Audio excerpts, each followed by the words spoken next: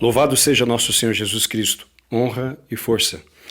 Meus amados irmãos, nós iremos fazer aqui algumas colocações, algumas reflexões a respeito do momento atual. Como um católico sincero deve entender esse pontificado do Papa Francisco, como se portar, o que pensar diante de tantas palavras, atitudes e doutrinas dele que estão destoando, estão em contradição com o ensinamento da igreja de 2000 anos. O que a gente deve pensar? Como a gente deve se portar diante de tudo isso? Bom, começo afirmando o seguinte: para muitos que, embora às vezes pessoas boas e com boa vontade, mas mal orientados, vão afirmar que o Papa Francisco não é Papa, que o Papa é Bento XVI, etc.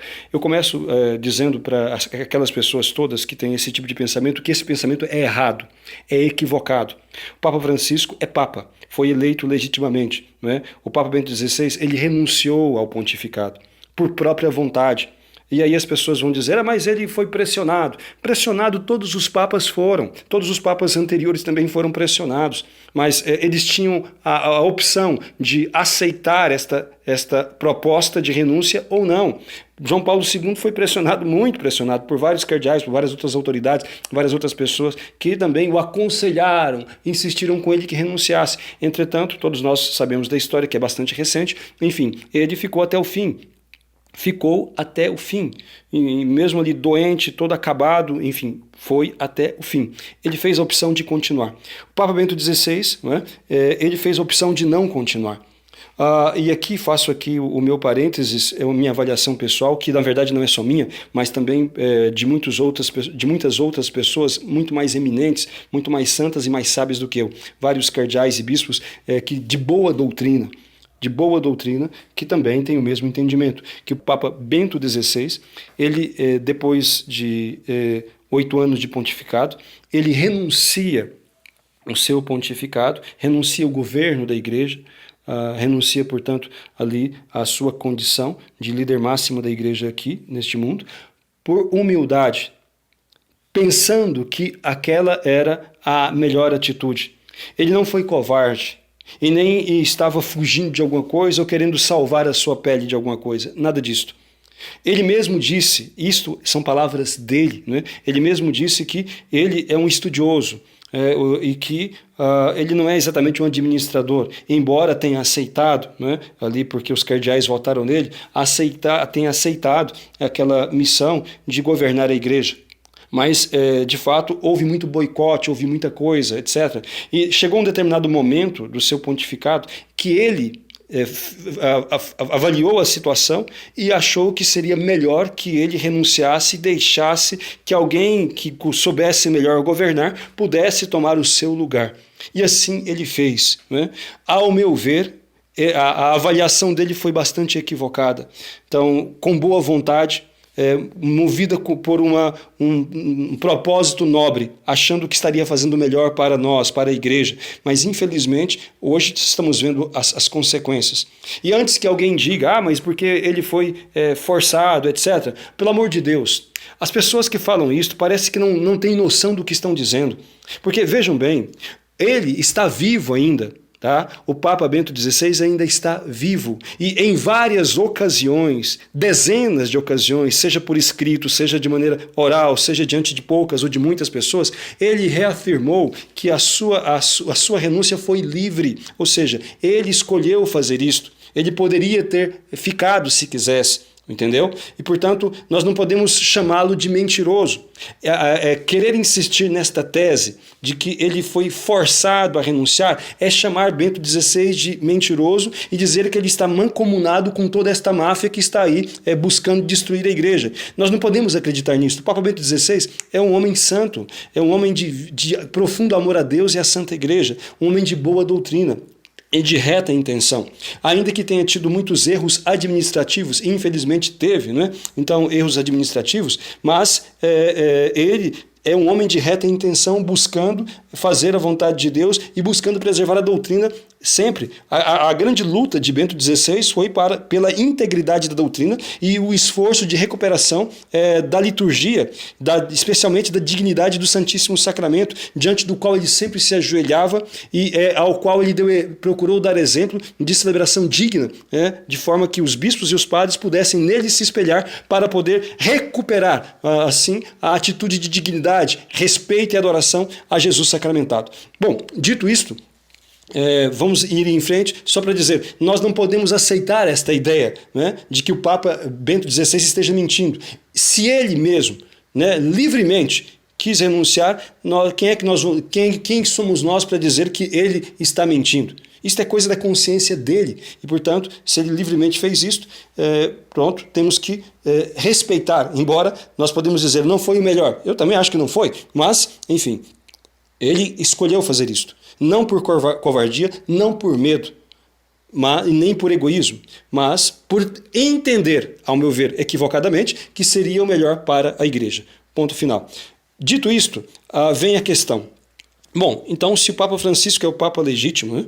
É o Papa que foi é o Papa da Igreja, o Papa verdadeiro, então como é que a gente vai lidar com estes grandes erros, essas atitudes desconcertantes, equivocadas, estas palavras, né, dele, atitudes que contrariam o ensinamento e a ação da Igreja nesses 2000 anos? Como vamos lidar com isto? Nós temos que obedecê-lo, afinal o Papa é infalível em questões de fé e de moral, então nós temos que seguir tudo o que ele fala.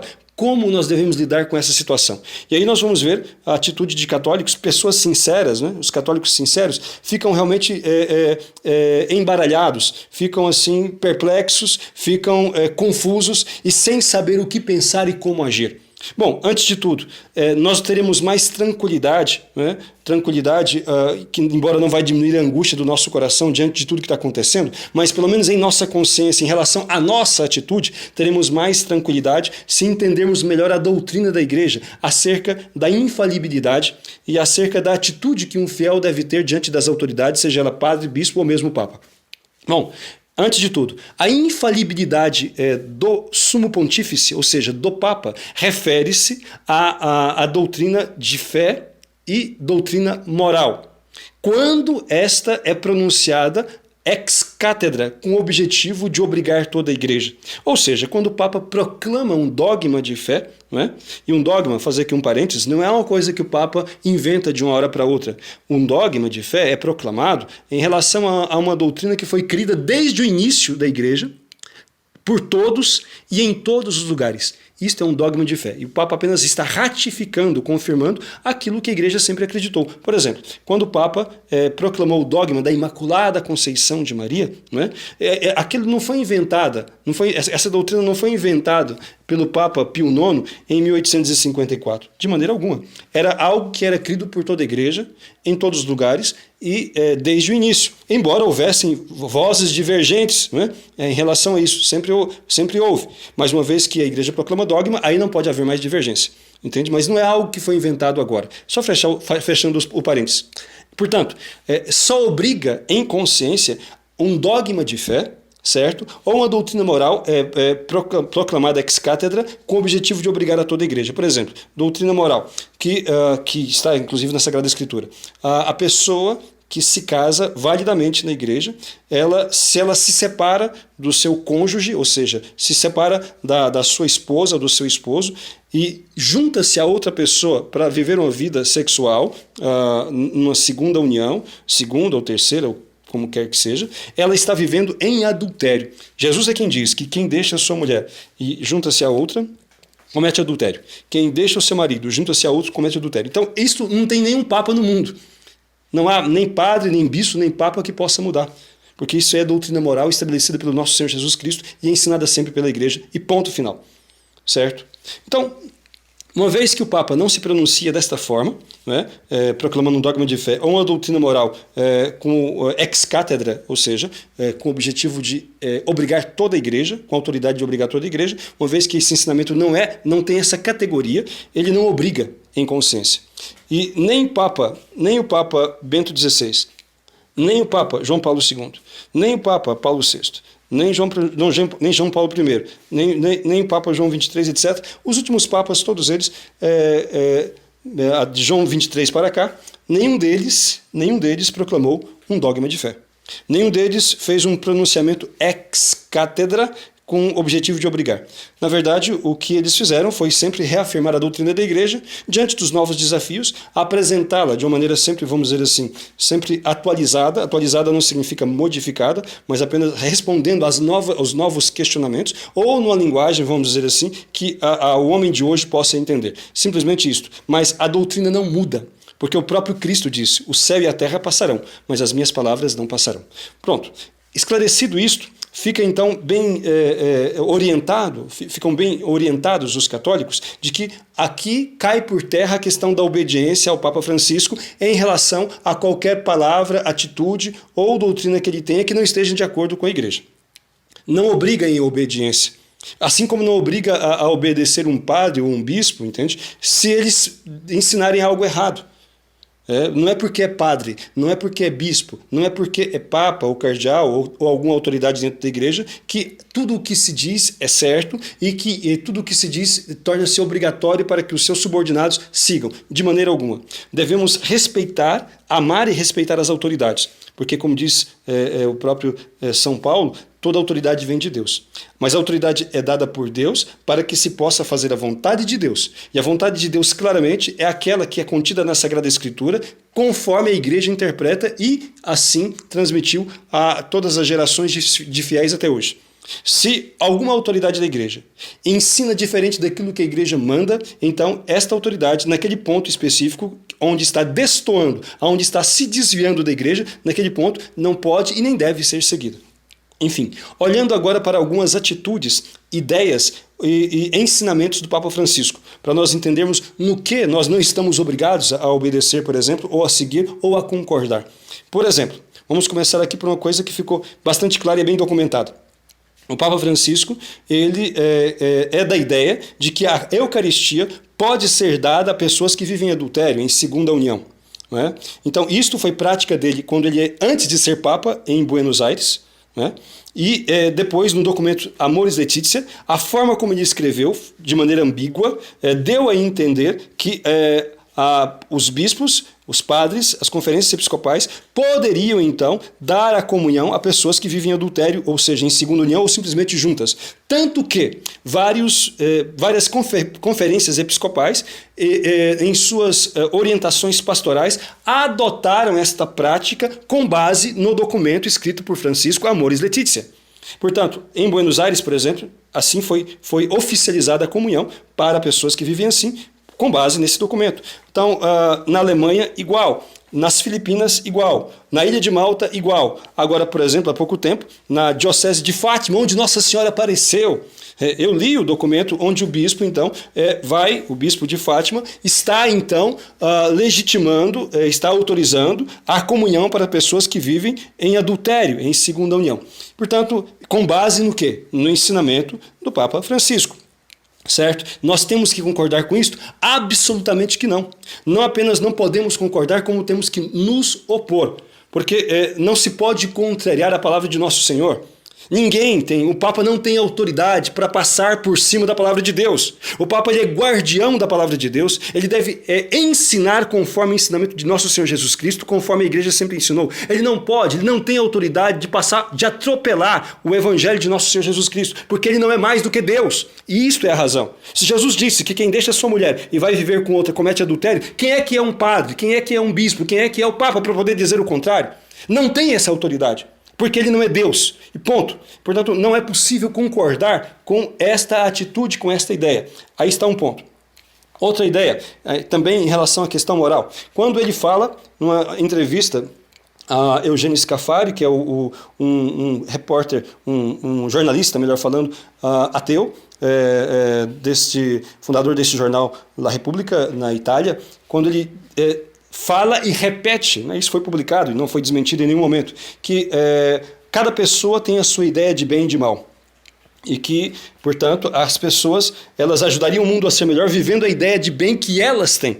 E que o nosso papel é ajudar as pessoas a viverem a ideia de bem que elas têm. Ou seja, não é aquela ideia de bem conforme é transmitida pelo Evangelho, conforme é ensinado pela igreja. Porque é verdade que a igreja diz que nós temos que respeitar a consciência, mas a consciência de cada pessoa, ela deve ser formada e orientada pela verdade do Evangelho e pela doutrina sólida do magistério da igreja, que tem 2000 anos. Não é uma consciência formada ao léu ou formada de acordo com as próprias escolhas que faz, no sentido que, descartando o Evangelho, descartando o ensinamento da igreja, descartando a própria razão, né? Porque há pessoas que na sua consciência concebem que coisas contrárias à dignidade humana não são pecaminosas, não são erradas. Enfim, há pessoas que concebem, por exemplo, que vivem em adultério e não tem nenhum problema. Há pessoas que concebem, por exemplo, que fazer aborto não tem nenhum problema. Há pessoas que concebem em sua ideia de que o divórcio também não é um problema, que usar drogas não é um problema. Então, quer dizer, se a pessoa, se a consciência mal formada for o critério, ela vai justificar qualquer tipo de pecado ou mesmo de atrocidade, conforme a sua, entre aspas, consciência, né, ali, conforme a sua própria vontade. Portanto, não dá para concordar com o Papa nisso, com o Papa Francisco, nesta ideia relativista em relação à moral. Outra atitude dele, outra afirmação dele nesse agora no campo dogmático, né? Quando ele, em 2019, assinou em Abu Dhabi, junto com um imã é um líder muçulmano, assinou uma declaração em que afirma que que Deus, na sua sabedoria, ele quis a diversidade de raças, línguas, culturas, sexo e religiões também. Quer dizer, isto é de uma gravidade muito grande. Quer dizer, é um erro doutrinário gravíssimo. Só que quando ele foi confrontado com esta afirmação, né, que a afirmação, ela é um erro doutrinário gravíssimo. Porque Deus ele não quer a diversidade de religiões. Se ele quisesse a diversidade de religiões, ele teria dito isso na própria Sagrada Escritura. Entretanto, o que o próprio Deus e o nosso Senhor Jesus Cristo vai nos dizer é exatamente o contrário. Jesus veio ao mundo, Deus se fez carne para nos salvar, nos comunicar a verdade e nos salvar através da entrega da sua própria vida. E Jesus, ele disse aos apóstolos, basta conferir isto, está lá no Evangelho, lá em São Marcos, capítulo 16, versículo 16 seguintes, também no Evangelho escrito por São Mateus, capítulo 28, versículo 16 seguintes, onde Jesus, ele ordena a igreja, ou seja, aos apóstolos que ali estavam, que já tinham sido ordenados por ele, como investidos do poder sacerdotal e episcopal, Jesus ordena a eles que eles se espalhem pelo mundo. Jesus diz, ide pelo mundo inteiro, pregai o Evangelho, quer dizer, o conjunto de toda a doutrina de nosso Senhor Jesus Cristo, pregai o Evangelho a toda criatura, fazei de todos os povos meus discípulos, ensinai-os a obedecer tudo quanto vos mandei. Aquele que crer e for batizado será salvo, aquele que não crer será condenado. Em outro lugar, lá no Evangelho escrito por São João, no capítulo 6, versículos 51 seguintes, Jesus afirma, eu sou o pão vivo descido do céu, e o pão que eu hei de dar é a minha carne para a vida do mundo. E depois ele vai e diz, a minha carne é verdadeira comida, o meu sangue é verdadeira bebida. Quem come minha carne, bebe meu sangue, tem a vida eterna. Quem não come minha carne, não bebe meu sangue, não tem a vida eterna, não entra no céu. Em outro lugar, no Evangelho escrito por São João, lá no capítulo 20, versículo 21 e 23, ele vai dar o Espírito Santo aos apóstolos e vai dizer, o pecado de quem vocês perdoar estará perdoado, de quem vocês não perdoar não estará perdoado. Também, no Evangelho escrito por São João, no capítulo 16, falando sobre a videira, Jesus vai dizer o seguinte, no capítulo 15, ele vai dizer o seguinte, que eu sou a videira, vós sois os ramos. Nenhum ramo pode dar fruto fora da videira. Sem mim nada podeis fazer. Depois, também no Evangelho escrito por São João, o que Jesus vai dizer? Vai dizer, eu sou o caminho, a verdade e a vida. Ninguém vem ao Pai senão por mim. Jesus é o único Salvador, conforme vai dizer São Pedro, naquele discurso, no capítulo 4 de Atos dos Apóstolos, versículo 12, ele vai dizer, nenhum outro nome nos foi dado debaixo do céu, pelo qual devamos ser salvos, a não ser o nome de nosso Senhor Jesus Cristo. E assim a gente poderia ir citando. Quer dizer, Jesus é o único Salvador. Não se pode afirmar que ele quis, portanto, todas as religiões e culturas. Na época de Jesus, havia muitas religiões.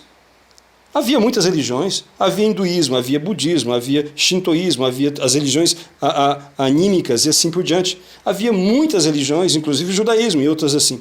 Enfim, e entretanto, Jesus disse: ensinai o evangelho a toda criatura.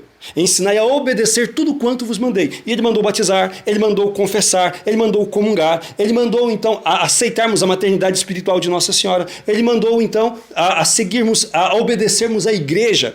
Ele disse aos apóstolos: quem vos ouve, a mim ouve, quem vos rejeita, a mim rejeita. Então, sem pertencer a esta igreja, sem pertencer, portanto, a essa nova Jerusalém, não é? Ao corpo místico de Cristo, nós não podemos entrar no céu. Não é possível, é isto que a igreja sempre ensinou.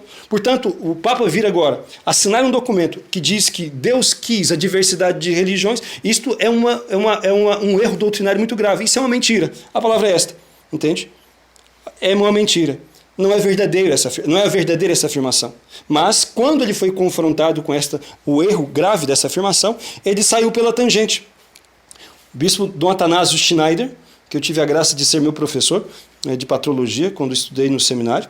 Dom Atanásio Schneider hoje é bispo auxiliar no Cazaquistão, de língua russa, se eu não me engano. Ali, o Dom Atanásio Schneider confrontou o Papa Francisco com esta afirmação que Deus quis a diversidade de religiões, na sua sabedoria quis essa diversidade, essas muitas religiões, e o Papa disse que realmente poderia ser mal entendido, mas seria o caso de entender como vontade permissiva, ou seja, Deus permite. Mas não é isso que está escrito no documento. Lá está dizendo que Deus quis, de maneira positiva. Né? Enfim, e o documento, se o Papa pensa, se ele realmente ele quis dizer uma coisa e escreveu outra, deveria ter corrigido. Mas o documento nunca foi corrigido. Pior ainda, este mesmo documento, contendo este grave erro doutrinário, ensinando este relativismo doutrinário, este relativismo religioso total, né? Foi mandado, o Papa deu ordens, à comissão que trata da educação cristã, mandado que fosse ensinado em todas as universidades e escolas católicas, para ensinar esta nova geração a tolerância e a aceitação a essa diversidade, mas entendendo errado aquilo que é a vontade de Deus, porque Deus não quis essas diversidades de religiões. Por isso que ele mandou que nós evangelizássemos. Ele quer que todos se salvem, cheguem ao conhecimento, como vai dizer São Pedro, o primeiro Papa, cheguem ao conhecimento da verdade e se salvem. Tá? E a verdade é una, santa, católica, apostólica. Esta é a verdade que Cristo quer que seja transmitida, a verdade do seu evangelho, conforme a sua igreja tem feito nesses 2000 anos. Bom, seguindo adiante, outro erro bastante atitude, né, bastante grave do Papa Francisco, quando, por ocasião dos 500 anos da reforma, chamada reforma, mas na verdade o nome correto é Revolução Protestante, né, em que o heresiarca Martim Lutero dividiu a igreja no Ocidente, né, criando o cisma protestante. Então, o Papa, por ocasião desta celebração, desse episódio muito triste na história, que foi o cisma protestante, ele recebeu uma grande imagem de Lutero, e ele fez declarações desconcertantes a respeito de Lutero. O Papa Francisco disse que Lutero foi um testemunha da fé, que é um mestre, que para ele, Papa Francisco, Lutero foi um mestre. Aqui vou fazer um parênteses. Talvez nisto eu acredito, porque isto justificaria estas heresias, estes erros doutrinários, né? Todos esses desvios da tradição da igreja, da doutrina de 2000 anos, que o Papa tem feito, só tendo Lutero como mestre para poder, então, ficar repetindo essas ideias erradas, estas doutrinas erradas, e tendo essas atitudes que contradiz o magistério de 2000 anos. Vou fechar aqui o parênteses. Enfim, mas o Papa disse isto, né, chamando Lutero de mestre, testemunha do Evangelho, e recebendo ali uma imagem de Lutero no Vaticano, como se fosse um santo. Meus amados irmãos, isso é muito sério, porque a igreja condenou um papa após o outro, concílio de Trento e tantos outros concílios que vieram depois, condenou os erros de Lutero e do protestantismo, ao conjunto, o compêndio de erros, né, que o protestantismo possui. O que o protestantismo tem de bom e de verdadeiro é aquilo que eles herdaram da igreja católica, que é o ensinamento da igreja, em vários pontos. Mas aquilo que destoa, aquilo que contradiz o que a igreja sempre ensinou, aquilo que contradiz a verdade de nosso Senhor, chama-se heresia. E, portanto, chamar Lutero de mestre e testemunho do Evangelho, então é como que legitimar as heresias que ele ensinou. É como que, então, renegar, é como que dizer que a igreja estava errada de condenar os erros de Lutero. Isso é muito sério, é muito grave. Então, e foi o que ele fez. Tá? Então não dá para poder concordar com uma atitude assim. Mais ainda, agora mais recentemente, por ocasião do famigerado Sínodo da Amazônia, né, que foi denunciado assim, até a exaustão por grandes homens da igreja, como o cardeal Miller, Gerhard Miller, Brand Miller, chegou a dizer que o instrumento labores do sínodo era um convite à apostasia. Apostasia significa perda da fé. Então, um instrumento herético. Né? E vários outros, como o cardeal Sara, como o cardeal americano Raymond Burke e outros, denunciaram toda essa situação.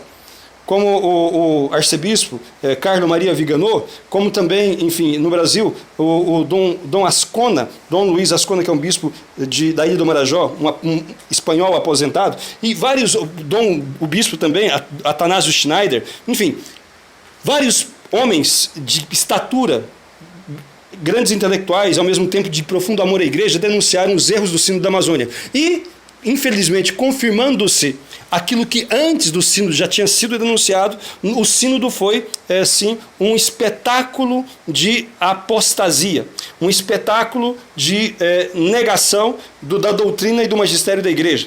Tá? Então, e esse sínodo que ficou bem marcado pela figura da Pachamama, que é um ídolo, é uma deusa que é cultuada entre várias tribos indígenas na América do Sul.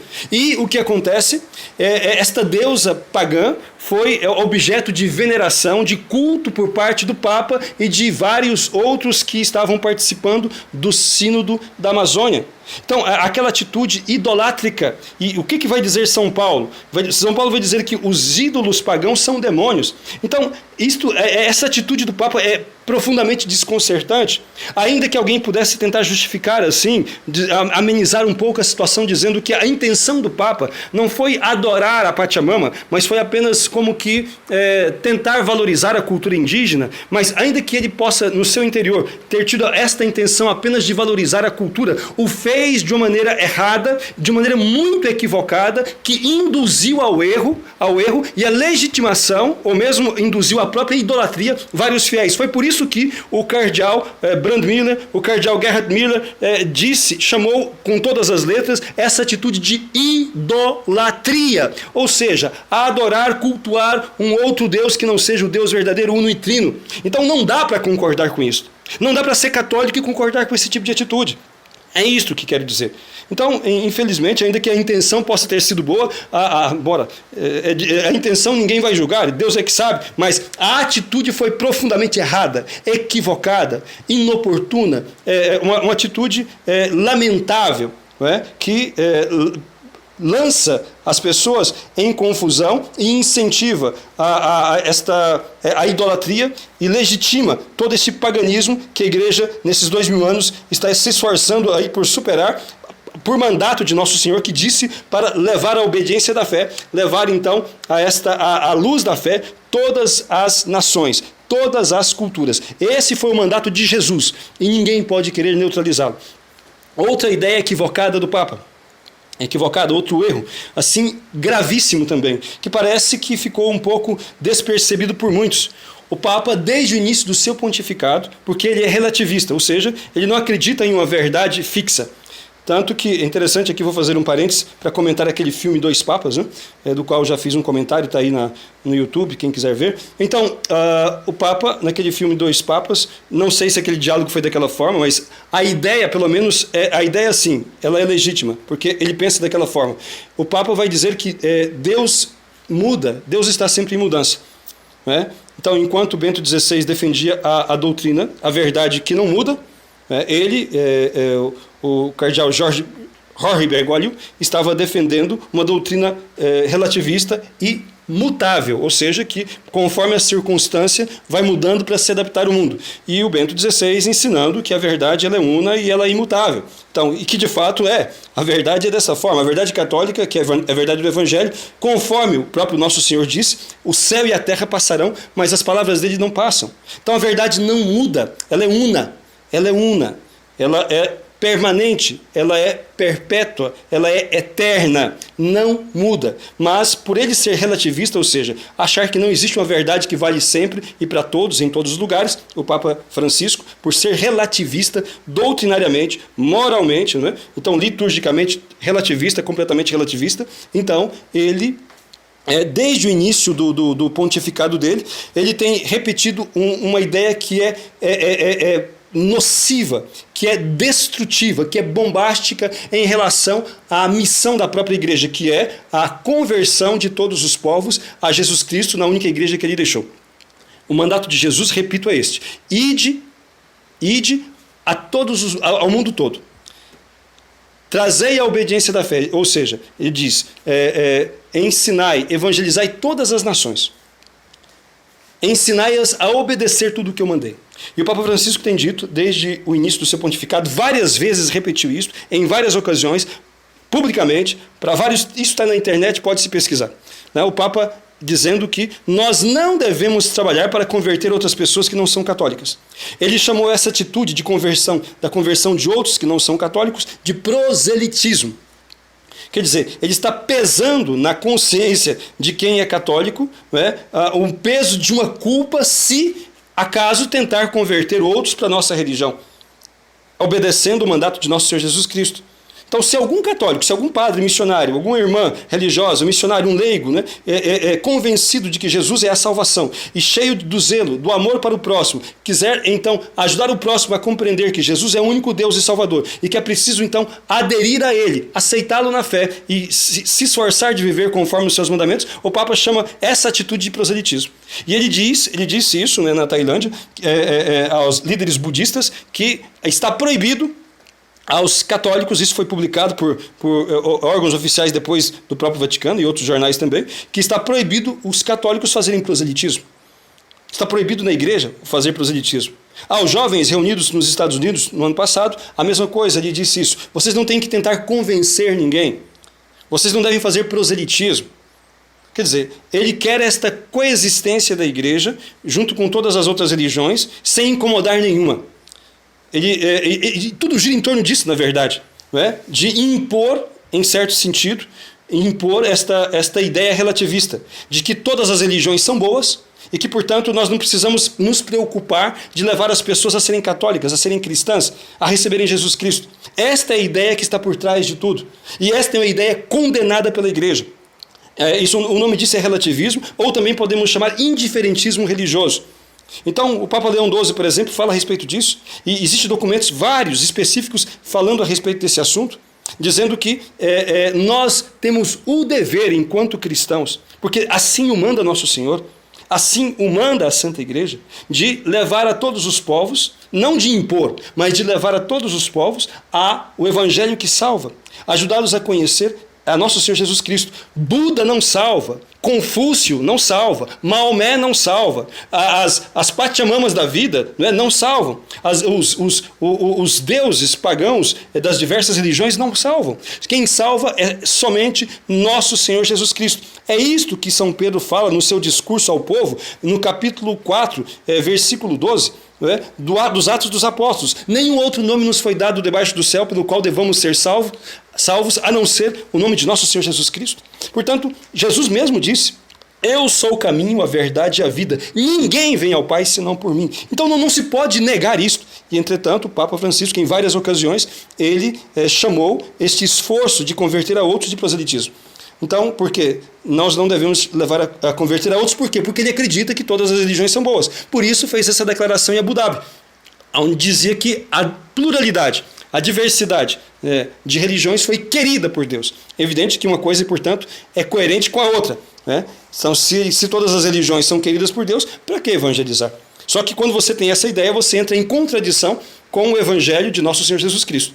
E, olha, Aí nós temos que fazer uma escolha, né? Entre obedecer a Jesus Cristo e é o que a igreja sempre ensinou, e seguir uma ideia errada do Papa Francisco, evidentemente, que nós vamos seguir a nosso Senhor Jesus Cristo.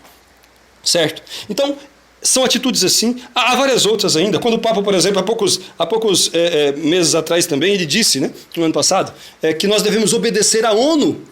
E isto foi de algo tão estapafúrdio, tão inacreditável. Nunca, apesar de ver todo esse progressismo, de ver todas estas ações e doutrinas revolucionárias dentro da igreja, eu nunca pensava que escutaria isto do Papa. Mesmo sabendo que ele partilha desses objetivos, eu pensava particularmente que ele seria mais discreto, vamos dizer assim, de fazer as coisas de uma maneira mais discreta. Mas ele afirmou, isso está em vídeo, pode ser olhado lá no YouTube, enfim, e não foi apenas uma vez, mas uma vez, pelo menos em vídeo, foi muito claramente, onde o Papa disse que nós devemos obedecer à ONU e aos organismos internacionais. Como é possível escutar isso da boca de um pontífice, de um Papa da Igreja? Obedecer à ONU? Mas como é possível uma tal afirmação? A ONU é o germe dessa nova ordem mundial, que estão tentando quebrar a soberania de todas as nações para poder estabelecer um governo mundial. A ONU é a maior promotora do aborto no mundo inteiro, a maior promotora da ideologia de gênero, da ideologia gaysista, do divórcio, de todo esse relativismo que quer quebrar a coluna vertebral desta moral cristã. Veja, o líder da ONU, no ano de 1992, o secretário-geral da ONU, quando houve aquela famosa conferência, né, sobre o meio ambiente no Rio de Janeiro, a Eco Rio 92. Então ele disse que não é possível estabelecer, entendeu, uma nova mentalidade, né, enquanto não for suplantada esta ética cristã, judaico-cristã. Então é preciso remover a ética judaica-cristã, para poder estabelecer, então, ali esta nova civilização, os mandamentos, vamos dizer assim, desta nova civilização. E naquela mesma Eco Rio 92, foi apresentado por Mikhail Gorbachev, que era o líder soviético, né, na altura, e também por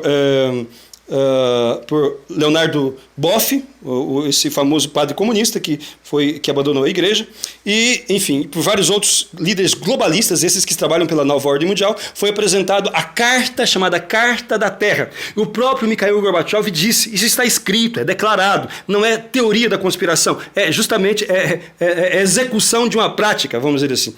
É um plano, um programa simplesmente apresentado por eles. Eles apresentaram a Carta da Terra, que tem todos os novos mandamentos, e o Mikhail Gorbachev disse que o objetivo é fazer com que esses novos mandamentos da nova civilização substituam o decálogo, os 10 mandamentos cristãos. Pronto. Foi isso que ele disse, né? E aí, de repente, o Papa vai e diz: nós devemos obedecer à ONU, que quer então varrer o nome de Cristo da face da terra, que é contra a moral cristã, que não aceita, né, a existência de uma religião dogmática que ensine que Jesus Cristo é o único Deus e Senhor. Então, que promove o aborto, que promove a ideologia de gênero, que promove o divórcio, que é a favor também da legalização de vários tipos de drogas e assim por diante. Enfim, obedecer à ONU. Como é possível isto? Não é possível um católico em sã consciência, alguém que tenha um pouco de raciocínio, concordar com uma afirmação dessa. Então, meus amados irmãos, é disso que se trata, portanto. Há muitos outros exemplos, nós poderíamos ficar aqui falando horas a respeito de várias outras atitudes incoerentes, de doutrinas erradas, né, de ideias estapafúrdias, esse apoio do Papa aos líderes comunistas, né, esquerdistas no mundo, né, este apoio que ele deu, por exemplo, aos ditadores comunistas da América Latina, como o Hugo Chávez, depois o Maduro, né, como também os irmãos Castro, como Evo Morales e assim por diante. Então, este apoio e, ao mesmo tempo, esta oposição que ele fez ao Donald Trump, pelo fato de ele ser de mentalidade capitalista e assim por diante. Então, tudo isso a gente poderia dizer, né? Sem dizer ainda esta aliança que houve, não é, assim, por baixo do pano, mas houve, entre o Vaticano não, entre o Papa Francisco e a Hillary Clinton, os democratas, que são a esquerda nos Estados Unidos, e inclusive dando financiamento. E lembrem-se bem que a Hillary Clinton e também o Barack Obama, eles são abortistas fanáticos. Abortistas fanáticos. Defendem o aborto em toda e qualquer circunstância. Financiaram, deram bilhões, milhões de dólares, melhor falando, para financiar o aborto no mundo inteiro. Entende? O governo Obama e que na época também a Hillary Clinton. E como é que o Papa apoiou uma mulher dessa? Nunca, moralmente falando, um cristão pode apoiar, votar em um abortista, né? Portanto, e muito menos financiar. E, entretanto, houve essa aliança para tentar derrotar o Donald Trump, mas, felizmente, a Hillary Clinton, a abortista, foi derrotada, né? Então, e isto, inclusive, despertou grande ódio em todos os esquerdistas do mundo, porque isto atrasa os planos de dominação total desses feitores, né, desses promotores do poder global, da nova ordem mundial. Bom, dito isto, tudo isto, só para que se entenda o seguinte, irmãos, qual deve ser a nossa atitude? Nossa atitude como cristão, o que um católico sincero deve fazer diante disso tudo? Um católico sincero, ele deve rezar pelo Papa Francisco, deve amá-lo. Sim, amar significa querer bem e, portanto, rezar para que ele possa, essas ideias erradas, essas atitudes incoerentes com a doutrina católica, com o evangelho, elas possam ser mudadas. Que Deus possa iluminar a mente e o coração dele, a fim de que ele faça a vontade de Deus, a fim de que ele faça a vontade de nosso Senhor Jesus Cristo e leve a palavra da salvação a todos os povos, e não o relativismo. Que ele se liberte dessas amarras ideológicas, né, que tem feito dele um grande porta-voz do relativismo e aliado aos inimigos da igreja. Que ele possa abrir os olhos, enxergar se ele está agindo com boa vontade, mas errado, pensando que está fazendo o certo, que Deus mostre para ele a gravidade dos seus erros. A gravidade dos seus erros e que ele confie mais no Espírito Santo e na igreja de 2000 anos do que nas ideias dele ou nesses líderes mundiais aos quais ele disse que nós deveríamos obedecer. Então, rezar por ele, rezar muito e fazer penitência. Veja que a Nossa Senhora, veja aqui, para nós encerrarmos, eu quero deixar aqui as palavras de Nossa Senhora. A Nossa Senhora, ela apareceu em Akita, no Japão, em 1973. Ela chorou lágrimas de sangue e lágrimas normais 101 vezes. E ela disse, na época que ela apareceu, falou da crise do interno da igreja. Bispos contra bispos, cardeais contra cardeais, a perseguição aos seus sacerdotes, aos padres que amam Nossa Senhora, aqueles que são marianos, que seriam perseguidos, enfim, que teria grande confusão na igreja.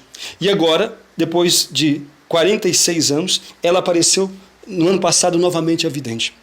No dia em que se iniciava o sínodo, o malfadado, não é? O miserável sínodo da Amazônia.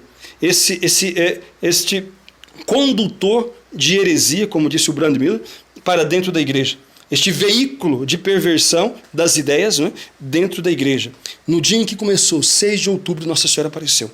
Apareceu para vidente de Akita, no Japão. Lembrando que esta aparição de Akita, no Japão, é aprovada pela igreja, é reconhecida pela igreja como autêntica. Então, a Nossa Senhora apareceu e fez um grande alerta dizendo, vocês devem cobrir-se de cinza, deve dizer isso para todos.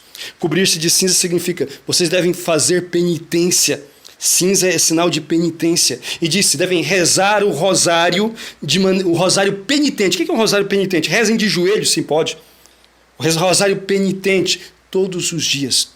E ela disse mais ainda, você deve converter-se numa menina e oferecer sacrifício todos os dias. Ou seja, nós devemos voltar a ter a simplicidade das crianças e oferecer a Nossa Senhora, por outro lado, sacrifícios, penitências todos os dias. Algum pequeno sacrifício todos os dias. Foi isso que Nossa Senhora recomendou. Então você, católico, sincero, que quer fazer a vontade de Deus, você nunca abandone a igreja. Em primeiro lugar, há muitas pessoas boas, mas desorientadas ou mal orientadas, não é? Com ideias erradas, ainda que com boa intenção, que têm orientado as pessoas de saírem da igreja, porque tem padres ruins, com doutrina errada, com abusos litúrgicos, porque tem bispos ruins, porque o Papa tem tido essas ideias erradas, tem tido atitudes realmente lamentáveis, não é? Assim, desconcertantes. Enfim, tem pessoas, lideranças, né? Tem padres, inclusive, tem, enfim, fiéis ou leigos que têm orientado outros a saírem da igreja. E isso está errado. Isso está errado. Não se pode sair da igreja. Sair da igreja equivale a se abandonar Jesus. Nós não podemos abandoná-lo. A igreja não é do Papa, a igreja não é dos bispos, não é dos padres. A igreja é de Deus e nós somos membros desta igreja e devemos estar unidos a nosso Senhor na igreja que Ele fundou e deixou. Então, nós nunca devemos deixar de ir à missa. Há desses padres e fiéis que têm dito, não precisam ir à missa, vocês podem rezar o terço em casa, vocês não precisam confessar com esses padres que são comunistas, etc. Então, isso está errado, irmãos. Nós devemos ir à missa todos os domingos, porque está aqui um mandamento de Deus. Eu não sei a que ponto de desorientação que chegam algumas pessoas para dizer a outros fiéis, isso é muito sério e é muito grave, dizer a outros fiéis que não participem da missa. Não participem da missa. Mas como é que isto pode acontecer? Então, se o mandamento de Deus, terceiro mandamento, diz guardar o domingo, e basta ler o catecismo para saber o que isto significa. Significa o quê? Ir à missa. Mesmo se o padre não é santo, mesmo que ele tenha ideias erradas ou tenha atitudes litúrgicas que às vezes incomodam, mas estejam firmes, participem da missa. Certo? Quem tem a oportunidade de ir em uma missa melhor celebrada, onde o padre é mais piedoso, onde então não há muitas avacalhações ou não há avacalhações, né? Onde ele prega a doutrina de maneira correta, o que é muito raro acontecer, mas quem tem essa oportunidade que vá, né? Desde que vá em comunidades que sejam unidas à igreja. Essas comunidades cismáticas separadas da igreja não devem participar, mas comunidades unidas à igreja. Entende? Seja que celebrem o rito em latim tridentino, seja que celebrem a missa nova, mas que estejam unidos à igreja. Enfim, não deixem de ir à missa, não deixem de se confessar. Mas se aquele padre lá fala que nada é pecado, se aquele padre lá tem ideias erradas, não importa. Quem nos dá o sacramento é Jesus. Quando o padre diz, isso é meu corpo, isso é meu sangue, é Jesus que se faz presente. E se Jesus está ali, então nós não somos melhores do que Ele. Nós devemos estar também, mesmo que haja abusos litúrgicos, haja doutrinas erradas, aquele padre seja meio comunista, alguma coisa assim, esteja ali. Reze, como o anjo de Portugal ensinou. O que ele ensinou? Ele disse assim, ensinando os pastorinhos a rezarem e adorarem nosso Senhor. Meu Deus, eu creio, adoro, espero e amo-vos. Peço-vos perdão por aqueles que não creem, não adoram, não esperam e não vos amam. Então, repare, nosso Senhor, ofereça o seu coração em reparação daqueles abusos que você vê, daquelas doutrinas erradas, de toda esta impiedade que infelizmente está dentro do templo santo de Deus. Ofereça o seu coração, não fuja, entende? Enfim, se você pode ir para uma igreja onde tem uma piedade maior, ok, mas se não tem nenhuma, não fuja, vai ali. Jesus está, por difícil que seja de aguentar, mas Jesus está ali. Esteja você com Ele ali também, reparando, adorando por quem não adora, reparando por quem não repara, não é? Enfim, consolando o coração transpassado de nosso Senhor, o coração que está ali sangrando por todos esses abusos e erros que têm sido cometidos pelos seus próprios ministros. Meus amados irmãos, nunca abandonem a igreja, não deixem de se confessar. Mas e se o padre aprova todos os pecados? Não importa, o que importa é que ele diga para você, eu te absolvo os seus pecados, porque quem diz ali é Jesus. Aquela mão que desce absolvendo, dizendo eu te absolvo os seus pecados, é a mão de Jesus. Não precisa discutir a moral com o padre. Ele pode acreditar no que ele quiser, ele pode falar o que ele quiser. Se ele disser as palavras, eu te absolvo os seus pecados, é Jesus que está te absolvendo e é isso que importa. Importe-se com isto. E o tanto quanto possível, estude. Estude o catecismo, estude os documentos da igreja, busque a formação com bons sacerdotes, entendeu? Não abandone a igreja. Reze muito todos os dias, conforme Nossa Senhora pediu em Akita, faça penitência, reze o rosário penitente todo dia. Então não abandone os sacramentos, nem a confissão, nem a Eucaristia. Conscientize os seus irmãos. E não espalhe falsas doutrinas, no sentido, falsas doutrinas não, falsas notícias. Não chame o Papa Francisco de falso Papa, porque ele não é falso Papa, é Papa, entendeu? Não chame o Papa Francisco de antipapa ou anticristo, nada disso, entende? Então, infelizmente, né, se você pega a história da igreja, você vai ver, infelizmente, nesse caso assim, é ilustrativo, nós tivemos até hoje 266 papas, a maior parte foram santos. Mas houveram papas ruins também. Então, papas ruins que deram escândalos morais, escândalos administrativos e também tiveram erros doutrinários. Nenhum deles deixou de ser papa por causa disso, entende? Mas Deus nunca permitiu, né, no meio desses papas todos, que tivesse algum que ligasse um erro no céu, e nunca vai permitir. Por mais que se tenha ideias erradas ou atitudes erradas, né, aquilo é do homem, mas não contamina o tesouro de Deus. A doutrina é a mesma, certo? E isso vai passar. Haverá alguém depois que vai corrigir, como sempre aconteceu. Mas nós devemos permanecer firmes na fé. Aquela fé ensinada pela igreja durante esses 2000 anos. Não abandone a igreja. Reze pelo Papa Francisco. Reze por todos os bispos, pelos sacerdotes. A gente precisa muito de oração e de penitência, como pediu Nossa Senhora. Tá? Tem muita gente esperneando e tem pouca gente rezando. Então é preciso rezar muito, é preciso fazer penitência, é preciso permanecer firmes na fé. Estudando, buscando esclarecimento, ensinando outros irmãos, mas mantendo no coração o amor.